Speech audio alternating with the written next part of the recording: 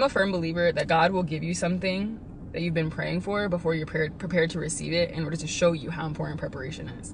And I'm going to tell you this from a personal perspective, okay? So when I started making content, faith-based content, I really just went for it, and I felt like, okay, God might be calling me to use my voice in this aspect. And I'm not gonna lie, there was a little bit of vanity in my heart, because at times I wanted a platform. Before I did faith-based content, I wanted a platform. I wanted to do content creation full time, and I was doing like lifestyle and fitness content.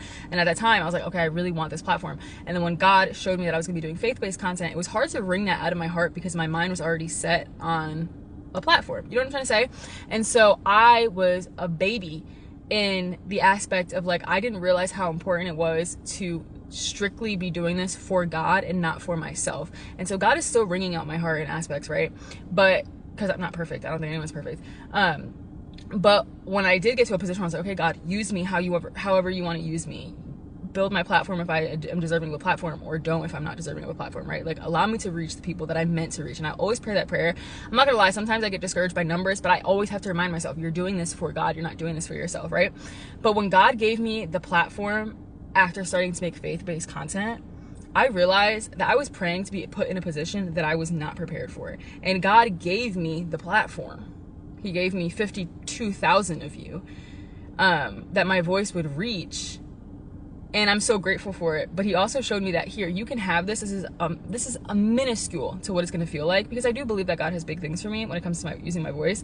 But he gave me just a little taste for me to realize, you need to be humbled, because you think that you're ready for this and you're not ready for this. So I don't think that he set me up for failure, but he had to give me a little taste of what it is that he has for me, in order for me to see why the pit is so important to reach paradise.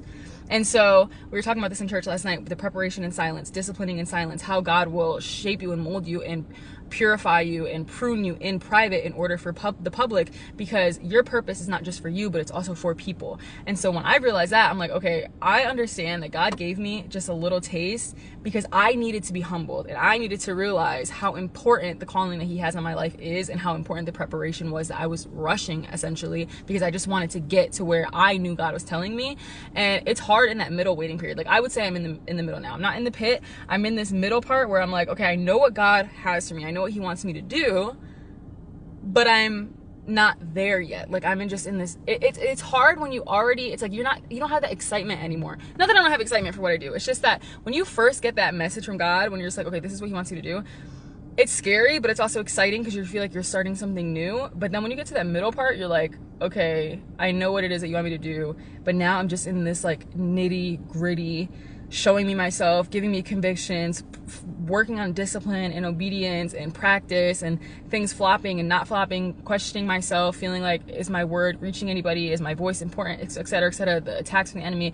That's the middle part. That's the pruning. That's the preparation, the nasty comments, people attacking your character, people attacking your thought process, people telling me I'm a woman, so I shouldn't be preaching, et cetera, et cetera, et cetera. All of those things, I had to look back at God and say, you are literally pruning me right now. You're teaching me what it is going to look like, essentially, when I step into my bigger purpose and my bigger calling. And so I firmly believe that God will give you a little taste of what it is that your life is going to look like, your purpose is going to look like, when you know your purpose, because he wants you to understand how important the pruning is. Sometimes it can feel like, oh, God gave me this and then he took it away. Why would you do that? And then you start doubting yourself, and you start doubting God, and you start wondering, like, was I really supposed to do this? Because I've been there, okay? I've started content, videos have done amazing, and then they flopped, and I'm like, maybe God doesn't want me to do this anymore. I was disobedient, so he pulled it from me.